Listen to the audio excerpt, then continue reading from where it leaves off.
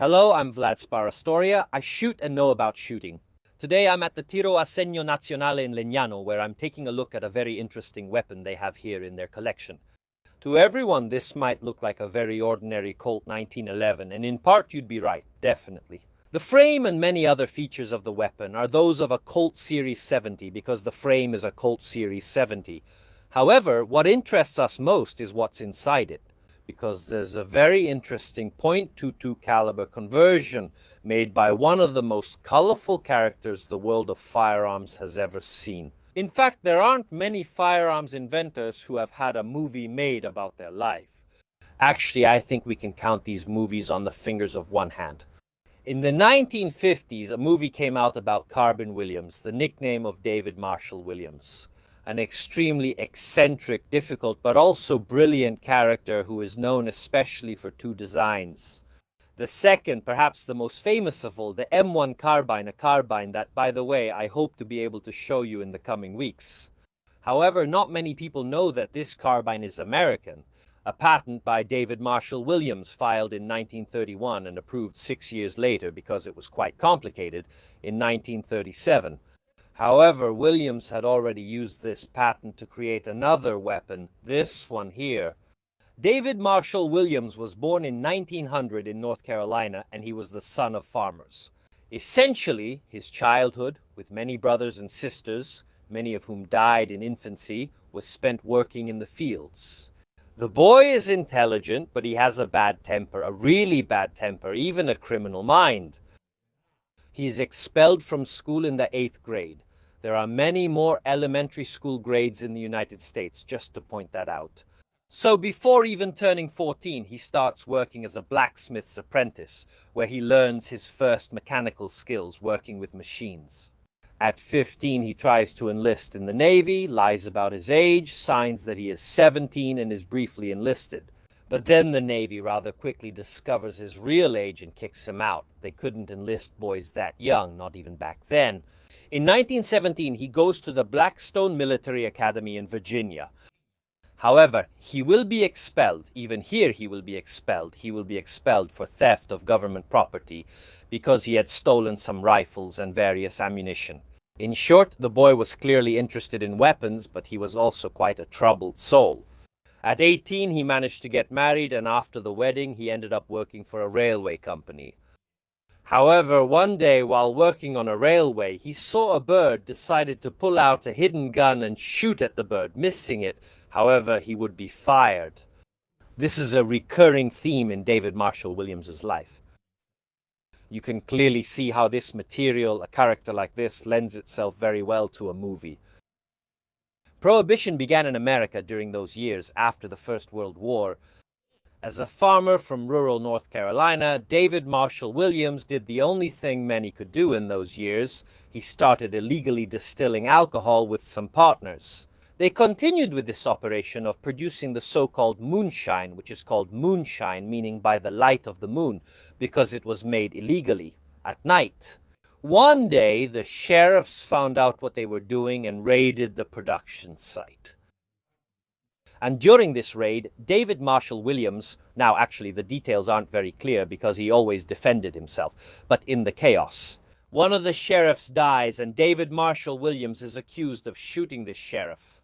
And he will be convicted. He will be convicted by a jury of 12 of his peers, sentenced to 30 years of hard labor in prison. However, prison also presents an opportunity for David Marshall Williams.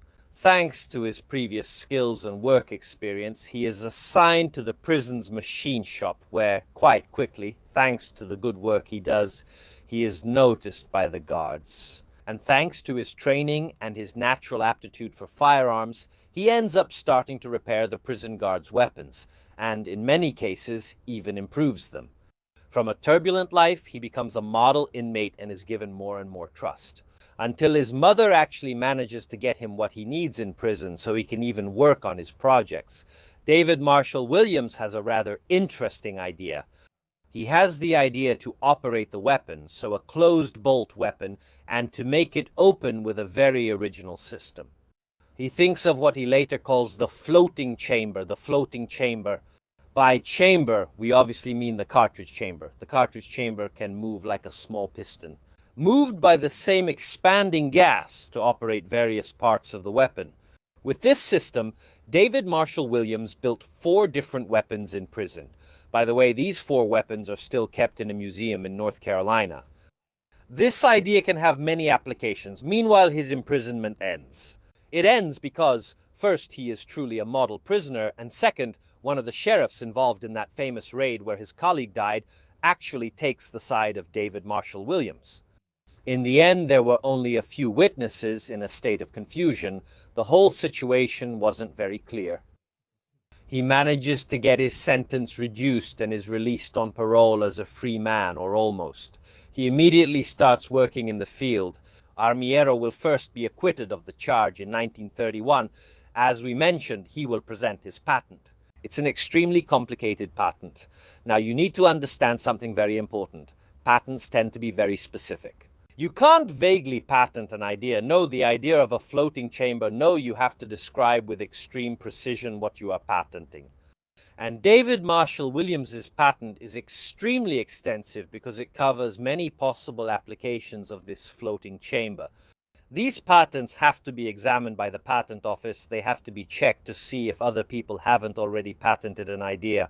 It's a long process. This patent is so complicated that the process ends in 1937 when this patent is recognized. It took them 6 years to check all the points of this patent, and there are really a lot of them.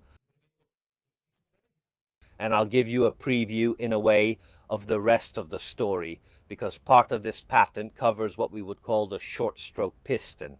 There's a big debate about who actually invented the short-stroke piston. Was it the Soviets, with weapons we've already seen, like the AWS-36 or the SWT-40, or was it perhaps David Marshall Williams? The discussion is a bit complicated, and forgive me, but I'll leave it for when I have to talk about the weapon in question, namely the M1 Carbine. However, another previous application of the floating chamber idea was actually that of a conversion. The United States Army had recently introduced a .22 caliber pistol that completely imitated the Colt 1911. However, they were not extremely satisfied, even if the weapon at least imitated the ergonomics of the real Colt 1911C.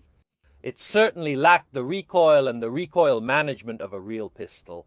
In .45 automatic Colt pistol, the 22S can hardly reach those forces and that recoil. David Marshall Williams has a ready solution to this problem. For the Colt, the floating chamber. So this chamber, now we can see it a little better. When we disassemble the weapon, which can be moved, it can actually act as a piston. In a certain sense, it is a piston, and this piston can give a stronger blow to the slide.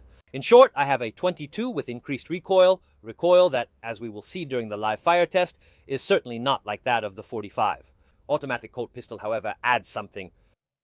This was very much appreciated by the United States, which confusingly adopted the Colt service model Ace. This time, a second version with this system was later produced by Colt. A third version, since the previous 2 we mentioned were pistols built from scratch, the third version instead was a conversion. Conversion meant you could take any Colt 1911 pistol, put in the conversion kit, and it would work. But let's move the camera, take a closer look at exactly how this conversion works and how this floating chamber works. Since we're at the shooting range, we'll try it from a distance. The conversion of the COLT service model Ace looks like any Colt simply because in a way it is just any Colt. However, if the frame is that of a Colt Series 70 in this specific case, I repeat, because it can be applied to any 1911, clearly other elements are not. The slide, the barrel, and the magazine are different. So we see the convincing inscription COLT, Conversion Unit Automatic Caliber 22, which is the commercial name that was later given to this project. We also clearly see on the magazine the beautiful Colt prancing horse, along with the inscription Colt 22 Long Rifle. Another thing that reveals to us that it's a caliber 22 is the inscription on the barrel. What do you see here? While the frame of the gun is still, I repeat, that of the Colt Series 70, you can also see it a bit from the different color of the bluing. In every way, the handling is exactly the same as a Colt 1911. Let's take another look at it for a moment. For those who might not know it, we have, apart from the obvious, the trigger, the magazine release. Here is the magazine. We'll see the maximum capacity during the live fire test. It holds 10 rounds, but if I load 10, it doesn't want to lock in. Anyway, in theory, it should be 10 rounds, obviously, .22 rifle. Then, number 1, the manual safety of the weapon, when up, locks both the slide and the trigger system. It can be lowered to fire. We have, like in every 1911, a grip safety that must be pressed into the hammer. Obviously, this is a single action, and we have a hold open lever that also serves as a lever for disassembling the weapon. Apart from this, there are no particular differences from the regular Colt 1911. Clearly, the difference is found inside. We can partly see this difference by noticing that the barrel of the gun around the chamber is divided in two. And if I stick something in, you can't see it very well. But this part can move back and forth. It only moves a few millimeters, but it does move. Let's disassemble it like this so we can appreciate this a bit better. How do you disassemble it? Actually, you start disassembling it just like a regular Colt 1911. After making sure it's unloaded and removing the magazine, we put the safety on because it makes the process a bit easier. We need to remove the spring. I'll get it out along with its guide rod. And the barrel bushing, here it is. This way we can remove the safety, pull the slide back to the disassembly position, which is this small notch. Here, take out the hold open lever, push the slide forward and be careful. Remove everything. Be careful because there's a part that's a bit tricky. This part here, which is the weapons ejector. And now we can proceed with, I admit, a bit of Tetris. Because you have to find the right spot, remove it, since here all the parts need to fit together perfectly. Here it is, the barrel, and so the slide is simply a Colt 1911 slide adapted for this function. Here we don't have any locking lugs, as you can see, and the bolt obviously is present.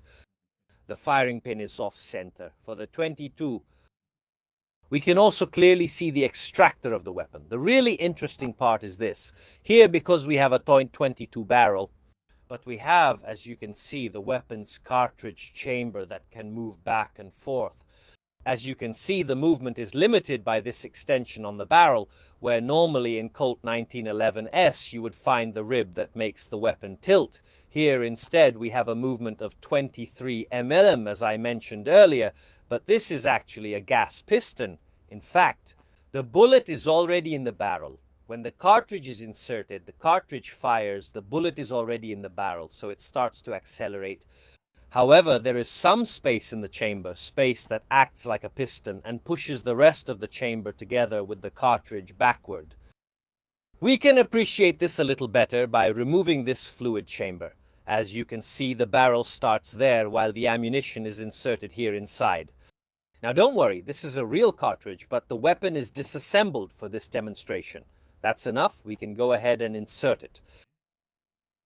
As you can see, the bullet is already sticking out since it's being inserted into the barrel. And as you can see, there's a ring here, a smaller one, so to speak. The gases will start to escape into this ring inside the barrel, and they will push. This, in a way, is like a piston moving backward. We purposely put the cartridge back in so there are no rounds while we're handling the disassembled weapon. And in a way, in an extremely unusual position. This is a gas piston. You can see how this idea, of course, by moving the gas port further forward and offsetting it, becomes a gas piston. They look very different, but allow me to use a somewhat mathematical term. Topologically analogous, they perform the same function in different positions and with different distortions. With the big difference, of course, that this weapon doesn't have a locking system, but is simply closed. In Massa Operas, for this reason, still in Massa, however, it has this recoil reinforcement, a reinforcement that, I repeat, we can see now. During the live fire test, it is noticeable. I also find another thing very interesting, gas systems. And I'm talking in particular about the long stroke piston. At this point in history, it was a well-known thing.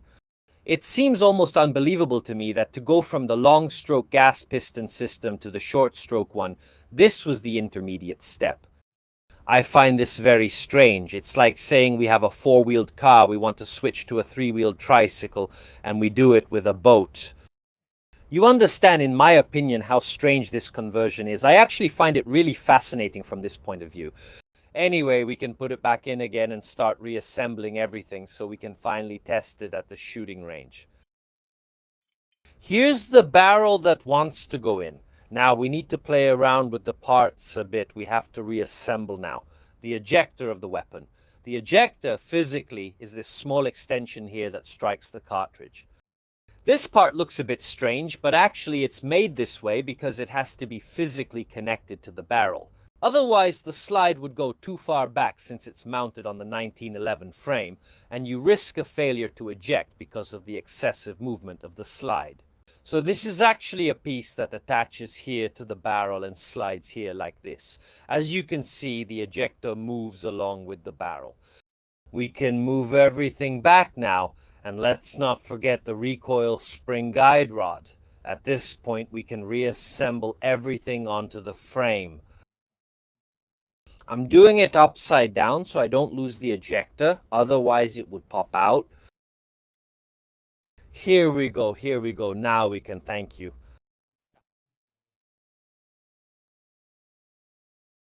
Back here with the slide, we're nicely aligned and putting it back together. Here we go.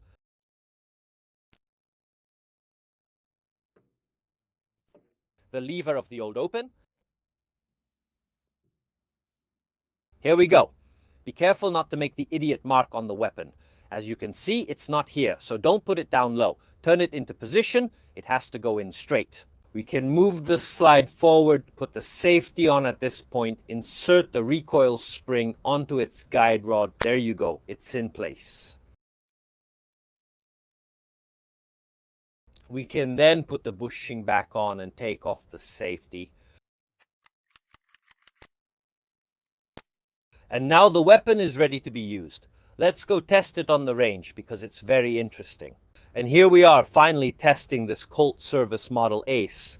There's something I just discovered now while getting ready to film the shooting test. The magazine physically holds 10 rounds, but if you load all 10 it won't lock into the gun, so it works with 9. I only loaded 7 rounds to simulate the capacity of a standard real Colt 1911 magazine. Let's load it. So we insert the magazine, rack the slide, and see if the recoil is stronger or weaker.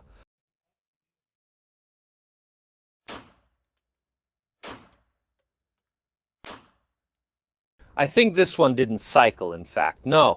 Okay, consider this conversion. It's been years, if not decades, since it last fired.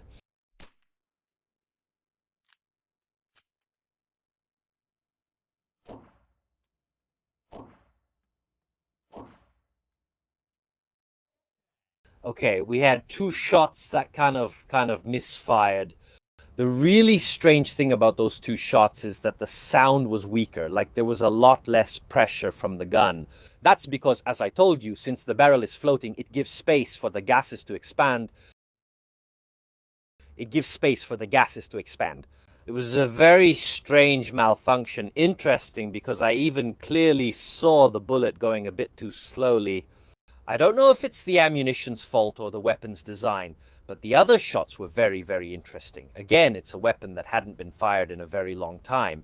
So let's do this. Let's reload and try again.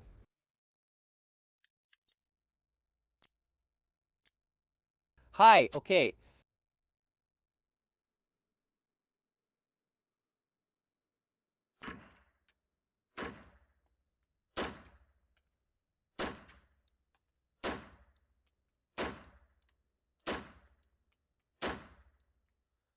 Okay, this magazine fired perfectly. So simulating the recoil of a 45 with a 22 is impossible, and frankly, this conversion doesn't manage to do it. However, it's true that the recoil is definitely stronger than a 22. I mean, you can feel the difference.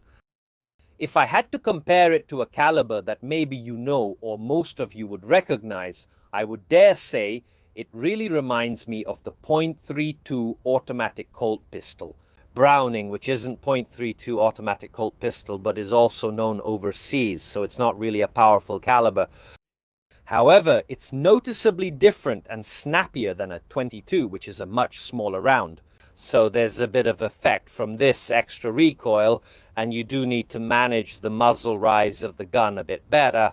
Sure, an experienced shooter won't be too bothered by it, but I can see how it's possible. It's for recruits, maybe those who need to go through a bit of a transition, maybe a training process.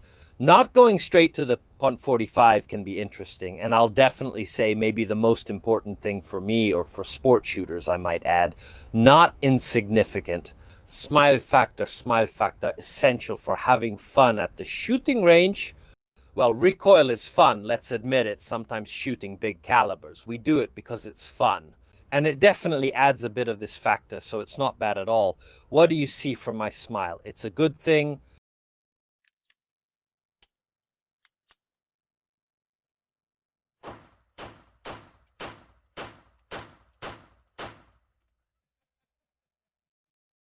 Yeah, it's not a 45, but a 32. Browning is fine, it's stronger and more satisfying. It's funny, this thing. Apart from this, obviously a person appreciates certain factors in a conversation like this. One, obviously, is that the ergonomics of the weapon, even regarding the controls, but the weight remains the same. After all, as you can see, the frame of this weapon is a standard Colt Series 70, a weapon that, by the way, we've already seen on the channel.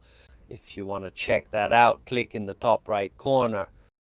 And there's another important thing for gun owners, especially in Italy. Conversions don't take up any space. On the report, for those who don't know what I'm talking about, there are numerical possession limits. The possession of firearms is limited, and weapons? But a conversion like this is, let's say, associated with an already existing weapon. It doesn't take up a slot on the report. So, in fact, I can shoot two different calibers by converting the same weapon, which legally remains just one weapon, so it doesn't increase these limits. So it's also a great thing from this point of view for this strictly legal need of gun owners in Italy. I think it's becoming my favorite .22 here at the Tiro a Segno Nazionale in Legnano.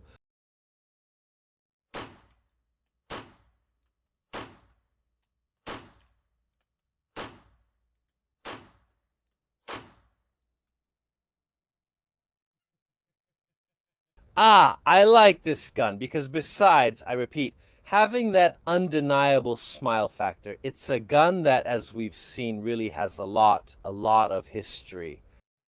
There's not always a lot of history to tell with small .22. Yes, we can talk about the unique mechanics, about my experiences with that gun. But not all .22s or .22 conversions have as much history as the Colt Service Model Ace. David Marshall Williams was definitely a very interesting character. He was heavily romanticized, especially by the movie, as we said, that was made about him.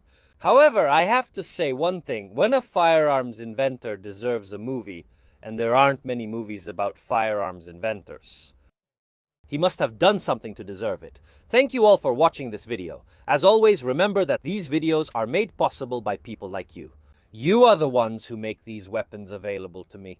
Without the contribution of generous people, it wouldn't be possible. If you enjoyed this video, remember to leave a like, comment, and if you haven't already, subscribe to the channel. It's completely free for you. It helps immensely. For the most passionate fans, there's always the option to subscribe to the channel to get access to exclusive preview content, or, for example, to buy the channel's t-shirts. You can find everything in the description. That's all from me, and as always, I'll see you next time.